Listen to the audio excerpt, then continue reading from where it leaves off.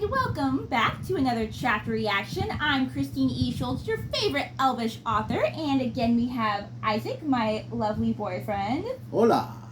And today, he's super excited because we're going to be introducing ourselves and you to a book that we picked up from the library recently called 5 Midnights by Davila, Cardinal.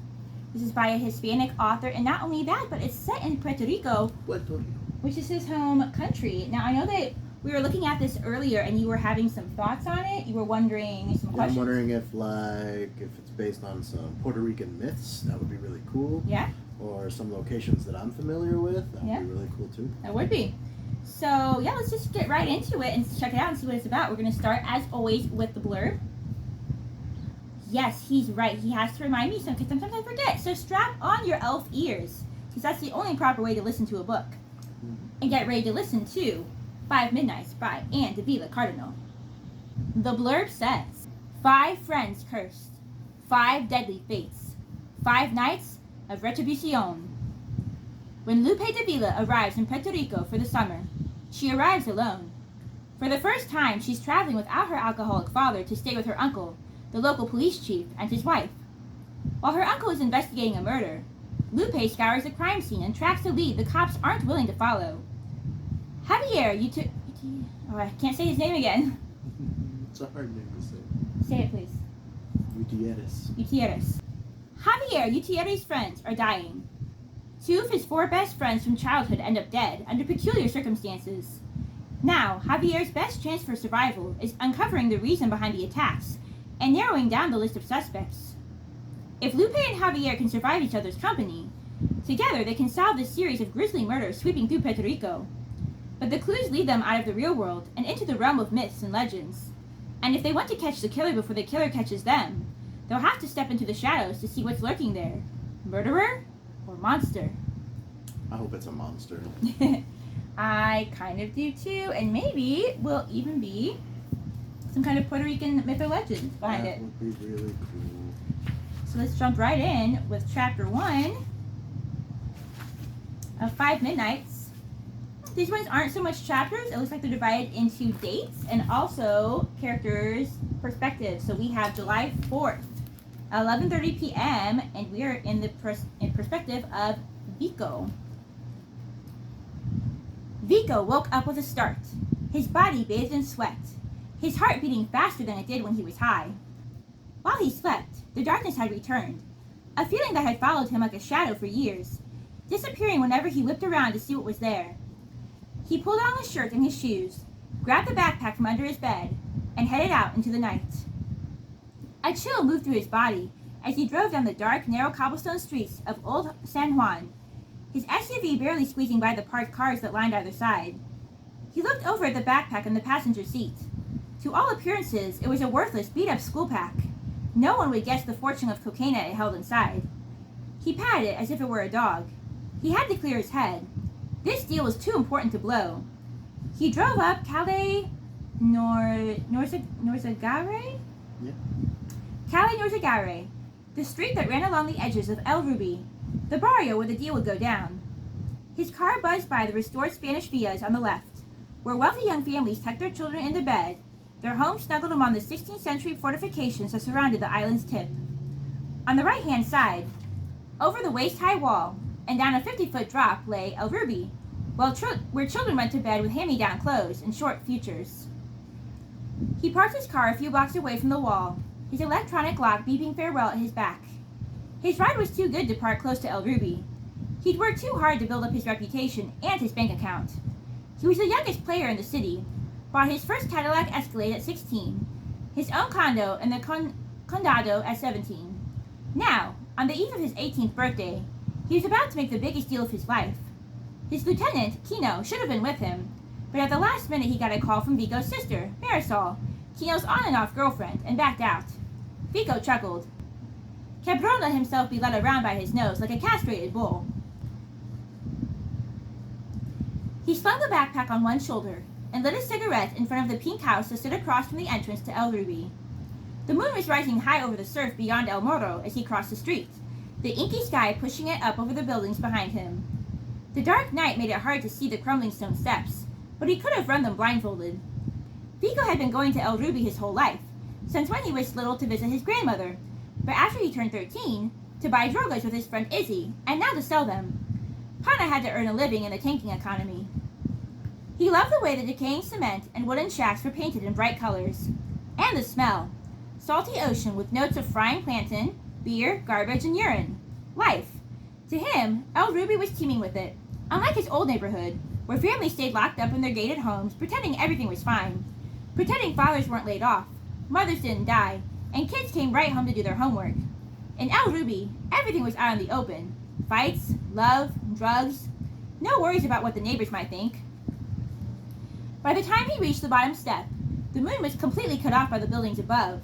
The only light, the warm glow of his cigarette floating in front of him in the dark. And from the shadow under the stairs came a scraping sound. He turned around and peered through the dark.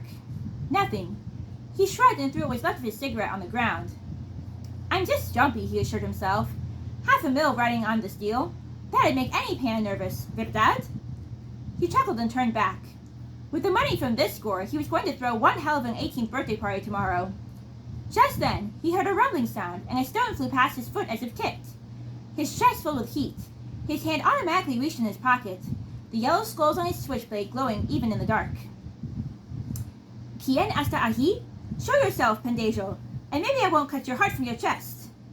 Vico's voice sounded more secure than he felt. Damn, Kino, he should be here. Not that he couldn't handle himself. He'd proven that again and again. But there was something about the sound that made the hair on the back of his neck stand up. He squinted into the dark and saw the glow of two yellow eyes. Vico stumbled backward, his pulse pounding behind his face. But just as quick, they were gone. He shuddered. He must have imagined them. They'd been so strange and yet familiar. He forced himself to turn around and continue walking, blade out just in case. He hadn't taken more than a step when a growl came from behind him. He wheeled around as a street dog with one ear and matted fur streaked out from the shadow beneath the stairs and took off down a side street, tail between his legs, ears pinned to his head. He let out a deep breath and chuckled. A stupid Sato. Scared of a mutt, Vico? I need a vacation, man, he said, as he folded his blade close and tucked it away. He grabbed another cigarette from his shirt pocket. Maybe he would take a vacation after this. Head to Miami for a few weeks. Lay low. His lighter flared to life just before something big hit him like a linebacker from behind, knocking the air from his lungs. The backpack with all those neatly wrapped bricks of white powder slipped from his shoulder. He tried to reach for it, but he was pinned upright. His left hand held the still flaming lighter, and he ran his right over his chest. When he pulled it away, it felt sticky, wet. He looked down, and, in the glow of the flame, he saw red on his palm and watched his shirt grow dark. Another shove hit him from the back. A long, serrated claw emerged from his chest, as if it had pushed through from his nightmare. He was numb, his eyes wide, his mouth open in a silent scream as he realized his feet were leaving the ground, his sneakers dangling as he hung as if mounted on the claw. The lights of El Ruby faded as he was dragged backward. Ludovico tried to scream as he heard the sounds of jaws snapping behind him. Then, everything went dark. So far, It's a monster. it sounds like you're right in that it is a monster. And, yeah, I know I'm probably doing really bad with the Spanish names, but Doing fine. anyway. Okay, so we are going to go ahead, since that one was short, and read one more selection from Lupe, who is one of our main characters from reading the blurb. It's now July 6th at 12:50 p.m., so this is 2 days after the murder of Vico from this monster. But Tio, I can take a cab. I'll go straight to your place, promise. First, her father had waited until they were at the airport to tell her he wasn't going with her on their annual trip to Puerto Rico to see his family. And now that she had landed, her uncle was suggesting further humiliation. Absolutamente no. I'm sending a squad car. It's not safe for a young woman to travel around the city by herself. Lupe harumphed. He'd made up his mind, so there was no arguing with him. The man hadn't become police chief by being a pushover. Fine. She hit end and waited for the other passengers to move so she could exit the plane. At least without her father along, she didn't need to hide a dozen tiny empty Bacardi bottles that he'd scatter around their seats like insect husks. The clunk of her Doc Martens echoed in the airport's linoleum-lined artery, suitcase rolling obediently behind her. She'd never come to Puerto Rico without her father, never walked to baggage claim without struggling to keep up with his long, impatient stride. She smiled. This was her first trip as an adult. Okay, so 16 wasn't an adult, but she was off the leash. She swallowed down a momentary feeling of panic as strangers rushed by her on either side. It wasn't like she was in a totally new place. She took a deep breath and felt the press of familiar ground against her feet. It was a teeter-totter feeling of familiarity and not belonging, but she was used to that. Lupe held her head a little straighter and walked a little taller. She could handle this. When she pushed open the glass doors to the loading area, the hot, humid air hit her. Year after year, she was shocked when she walked into the heat from the air-conditioned airport. Particularly compared to the still, cool, early July morning breezes back in Vermont, the sultry temperatures held trouble in the moist air. Waiting in the cab's only section of the pickup zone was a police officer in full midnight blue, handgun on his hip, dark sunglasses hiding his eyes, holding a sign that read, Señorita Lupe Davila. Oh, right. Lupe ducked her head. She considered walking by the policeman and calling an Uber on her father's dime. Her father had given her the keys to her uncle's house. She could just let herself in. Yeah, it would be rude and her uncle would be pissed, but as her father liked to say, it's easier to ask for forgiveness than permission. Instead, she pulled on her own sunglasses, walked up to him, and whispered, I'm Lupe Davila. Bienvenido, Señorita Davila. I'm Officer Ramirez, he said in a way too loud voice. She followed him to the double-parked cruiser and felt the heat of stares from the other travelers. So much for being off-leash. After popping the squad car's trunk, Ramirez tried to wrestle her suitcase from her. She swung it into the carpeted trunk. I'm pretty used to taking care of myself. He looked almost dejected that she hadn't let him help her. So, my uncle dragged you away from some important police work to chauffeur me around, huh? He slammed the trunk, the midday sun glinting off the shiny black paint. Your Tio asked me to bring you to this house. He can't get away, and your aunt is in Humacao? Humacao today. Have you been there? No. Okay. And I hear your father couldn't get away from work either. Lupe snorted. Yeah, that's what he told me too. He stood holding open the door to the back seat, but Lupe edged around him, opened the front passenger door, and slid in. No way she was riding in the back like some kind of perp. Though it was probably against the rules, this experience was already humiliating enough. In the side view mirror, she watched him pause for a moment, then close the door and walk around the car with a defeated look. But humiliation or not, she was glad she wasn't driving. She couldn't wait to use her newly minted driver's license at home, but driving on the island was another story. It was beyond aggressive. Her father liked to joke that this was where they trained New York City cab drivers. Is this also accurate? Can y'all not drive with her? We could drive. I wouldn't say it was as bad as New York, though. Apparently it's worse. Yeah, I'm laughing because my grandfather was a New York City cab driver, and he drove cabs in Puerto Rico, so... Okay. As they made their way along Highway 26, she was struck as always by the billboards. They were illegal in Vermont, so she was unaccustomed to the barrage of colors and pithy messages. 30-foot-high women in tight dresses begged her to drink Medalla beer with open crimson lips. Handsome, unshaven men held minuscule cell phones to their story-high ears. So, where's Tio that he couldn't pick me up? He's at a crime scene in El Ruby. She perked up at this. You mean the drug dealer who was eviscerated on the 5th? Ramirez looked at her with one substantial eyebrow raised. I mean, I saw it on El Nuevo Dia online. He nodded. Yes, a terrible thing. He made a quick sign of the cross, kissing his thumb at the end. Lupe had always wanted to see her uncle on the job, and to visit her uncle on the job. Her father had shipped her off to the island, so why shouldn't she finally do what she wanted to do? She usually dreaded coming down and being dragged from relative's house to relative's house, heat and clouds of mosquitoes surrounding her like a gang. Maybe this trip she would have a chance to see the real Puerto Rico. As she watched the bright green palm trees fly by, she formulated a plan. Oh no! She put her hand to her mouth in full surprise. What's the matter, Señorita Davila?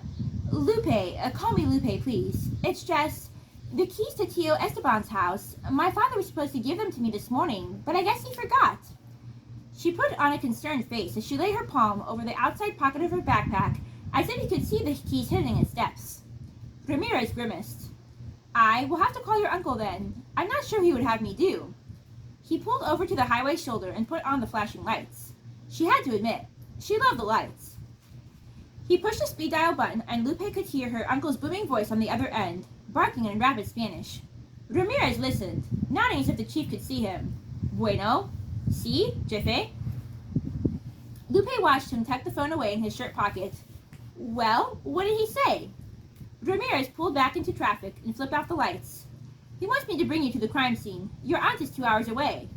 It worked! Lupe had to restrain herself from pumping her fist in victory. She had seen thousands of crime scenes on television, had talked to her uncle about them since she was 12, and now she was going to a real one? Not your typical tourist attraction, and that was perfect. If her father didn't like it, too bad. If he'd been with her, this would have never happened. So, mija. Lupe loved the way adults addressed her on the island. Mija, as if she were this hardened police officer's daughter as well. Considering her challenged luck in the parental lottery, she would take any decent parental type figure she could get. Are you excited to be back in Puerto Rico? She shrugged. I guess. She thought about the crime scene they were about to visit. I mean, Vermont's pretty boring. They chatted about the difference in weather, driving conditions, the usual small talk. Then Lupe decided to see if she could get some information about the case, especially since now she was going to see the scene of the murder. So, this murder, it's interesting, huh? The smile bled off of Ramirez's face. Interesting, yes. Lupe glanced at him out of the corner of her eye as he drove, his fingers tightening around the steering wheel. But he didn't say anything more. She was going to have to work a bit harder. Do you have any leads as to who the murderer is? No, he said, and made the sign of the cross again. Lupe watched him through narrowing eyes. All the signs of the cross, avoiding the conversation, even the news article was spotty. Something was up with this murder, and she was going to find out what. Seemed like the summer wasn't going to be a total loss after all. They drove the rest of the way in silence, passing her favorite fort, San Cristobal, then uphill along the seawall. It wasn't hard to find the spot. Dozens of emergency vehicles crowded the narrow street, the red and blue lights flashing against the sides of the buildings like some kind of goth disco. The colonial stone buildings ran the gamut from abandoned and graffiti-covered to pristine and elegantly appointed, all in one city block. Ramirez parked in front of a pink house from the latter category, and they made their way to the steps down to El Ruby. Lupe was beyond excited. She had always wanted to visit El Ruby. The neighborhood was famous and infamous. She read about it, watched videos of raids online, and music videos that were shot in the neighborhood streets. Until today, Lupe thought she would have to be satisfied with viewing its color wheel buildings and gritty streets from the safety of the battlements or on Google Earth. But here she was, walking down the crumbling staircase. She followed Officer Ramirez down the last few steps, and her uncle came into view. He stood among broken glass and what looked like brown paint, but must have been dried blood. Lupe swallowed. Lupe, over here, Sabrina. She thanked Officer Ramirez and made her way to her uncle, skirting the police tape and picking her way around milling uniforms. Her uncle kissed her on the cheek and gave her one of his typical bear hugs. Esteban held her at arm's length and smiled into her face, his dark mustache accentuating his wide grin. Hi, mija. You're getting so grown up. Lupe smiled back into her uncle's face. New gray streaks had appeared on his temples. It seemed like he had aged 5 years in the year since she had last seen him. You look tired, Tio. She didn't like seeing him so worn out. He was a Davila rock, the human equivalent of a building's foundation. Her father seriously depended on him. He sighed. We have spent 36 hours here trying to figure out what happened to this young man. She looked around and compared the crime scene to the one she had seen on DOA Newark. But this wasn't a television show. These were no perfectly made-up pretty actors in tight pants and high heels. No rule-breaking female lead. The police officers' faces were ordinary and tired, washed gray above the blue of their uniforms and contrasting with the electric blue of the cloudless sky and the brightly painted buildings that surrounded them. And there was trash heaped up against the walls. The salt air was heavy with the smell of urine. It didn't bother her, though. It felt even more real. It was on her skin, in her nostrils, not trapped in a flat screen. She rubbed her hands together. What do you have already? I mean, clue-wise. Someone appeared at his left elbow and asked a question in rapid-fire Spanish, and Esteban answered with a raised finger that brought them a minute. Phone conversations about my cases when you're tucked away safe in Vermont are one thing, but this? He gestures around to the hive of activity that surrounded them. I'm sorry you have to see this, Lupe. I shouldn't be surprised that your father forgot to give you the keys, but he always disappoints me. Welcome to the club, Lupe thought, but a feeling of guilt for the deception haunted her. Well, for a few seconds anyway. She was at a real crime scene. It was worth the white lie. I'm afraid I still have about an hour of work left. The lines around his eyes seemed deeper as he glanced around. She smiled at him while duplicates of herself smiled back in the lenses of his sunglasses. It's okay. Anyhow, you know I love this shit stuff. He looked at her reproachfully, then sighed. Yes, well, I have to figure out how to tell your aunt about all this stuff. He pulled out his phone. Lupe paused. Why would Tia care? He dialed as he spoke. The young man who was killed was her nephew Izzy's friend. Cousin Izzy? Wait. He isn't mixed up in the murder, is he? I don't think so. But he and Vico, the boy who was killed, they're like brothers. Lupe nodded solemnly. She didn't have a friendship like that, but she often wished for one. What must it be like to have it, and then lose it? Her eyes fell on the bloodstain. And like this. Esteban let out a breath. Well, don't worry about that, Nina. He held the phone to his ear, forced a smile, and put his large hand on her shoulder. You're on vacation. Just sit over there and wait for me. He pointed to a brightly painted picnic table by the wall, the kind at which a child would eat out of their lunchbox. I shouldn't be long. Lupe made for the bench, as expected, and sat perched on the edge. Images of her wild cousin ran in her head like a digital slideshow. They had been inseparable when they were little, and she used to count the days till summer when she could see him again. But even then he made her nervous. Izzy was the kind of kid who enjoyed taunting death, skateboarding down Cali Santa Cruz while holding onto a car's bumper, leaping from concrete pillar to concrete pillar whenever the adults looked away. He was like a kite you could barely hold onto, the string vibrating with its need to break free. She loved him for that. She would get more details later. The sun baked her from overhead, and she wondered if eyeballs could boil in their sockets. Just behind the police tape, an old woman dressed in a long-sleeved black dress, her head covered in black lace, stood staring into the center of the police activity, at the bloodstain on the steaming pavement. She looked so out of place among the shorts and t-shirt-clad spectators. The old woman made the sign of the cross and stepped back, the crowd filling in the gap she had left like the tide coming in. Lupe got to her feet. She glanced over at Esteban, who was absorbed in a phone conversation. If Izzy and his friends were in some kind of trouble, she was going to help, which meant she had to listen to her instincts, and at the moment they were telling her this old woman was connected. When her uncle was out of sight, she stood up, cool and calm-like, and strolled down the street. As she walked and looked for the woman, Lupe took everything in. The colors, the sounds, the smells. There were people scurrying along the roads, not even paying attention to the police activity in their backyard. It made her think that this was a regular occurrence.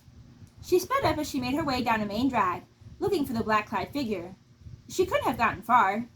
Lupe felt like a detective Leah Carlson, the rule breaker on DOA Newark. A few people looked up as she rushed by, as if she were some sort of oddity. Her ridiculously pale Irish skin, literally the only thing her mother had given her before skipping town, standing out. Music spilled out of houses as she passed by, the sizzle of frying grease, and the sounds of babies crying carried on the hot afternoon air. There was no doubt in her mind that this place was a home, a real and true home. Lupe reached the end of the main drag. No sight of the woman, but she thought better of heading down the side alleys. She'd been so busy looking, she hadn't noticed that the catcalls that trailed behind her from a group of men standing against the buildings. They wouldn't have dared to do it if she'd been walking in her father's large shadow like normal. Blood rushed to her cheeks. Maybe she'd better get back to her uncle. As she turned back, she saw the old woman on a corner up ahead. Activity bustled around her, but she was still a stone, her black dress moving only slightly with the torpid afternoon air, rustling like the feathers of a raven. Lupe approached with caution. The woman was wearing a set of brown wooden rosary beads in her wrinkled hands, her lips moving in a constant trickle of prayer. The woman looked right into Lupe's eyes and she froze. Well, what could she possibly say to this lady? Sorry to stalk you, but you look suspicious in your black lace and orthopedic shoes. But as she turned to walk away, a tremulous voice called out to her. It was not our fault. Lupe froze. I'm sorry, Senora? The old woman's hazel eyes were covered with a hazy filter of age, but were intense nonetheless. Lupe's skin tightened. Mi nieto, his death. She pointed back toward the stairs and the hive of police activity. Nieto. Lupe sorted through her half-assed and rusty Spanish vocabulary. Then it clicked. The boy who was killed? He was your grandson? The old woman nodded, her eyes never leaving Lupe's face. My daughter. It was not her fault. They didn't know he would really come. Lupe took a step closer, the old lady's scent of talcum and roses reaching for her with delicate fingers. They didn't know who would come, Senora. She spoke quietly, coaxing the woman to continue. A voice in her head told her to take off and run for the safety of her uncle. Another voice, the stronger one that sounded like Detective Carlson and usually won out, wanted to hear what the old woman had to say, to poke at the feeling with a stick and see what happened. Senora, your grandson was friends with my cousin, Isidore. Do you know Izzy? She pointed a crooked finger at Lupe. Isidore is a good boy, but he'd better andar con cuidado, be careful, or he'll come for him too. He'll come for retribucion. Lupe's heart started banging against her ribs. Retribution? Or for what? I'm sorry, Senora, but who exactly will come for Izzy? This was getting real. The woman just shook her head, her eyes shining with unshed tears. May God forgive us. And with that, she turned and started back down the street, her shoulders hunched and appearing to age with each step. Lupe stood frozen to the spot, watching the woman shuffle through the people on the sidewalk. Finally, she willed herself loose and ran after her. Senora! Wait, Senora! She called, catching glimpses of her white hair weaving among the midday street traffic. She thought she saw her down one of the side streets, so she bolted toward the corner, her breath coming in shallow with the heat. Lupe came to an abrupt stop, chest heaving as her gaze swept the street. There was no one there. She spun around and searched the faces, but the grandmother was nowhere around. She stood in the street, feeling alone, adrenaline cooling like when she sat in the tub and let the bath empty around her, sitting there as cold air replaced warm water. And that is the end of Lupe's first section. Thoughts? Comments? I like it. There's a lot of mystery going on. Mm-hmm. A lot of questions. Yeah. I like this mysterious grandmother. Yeah.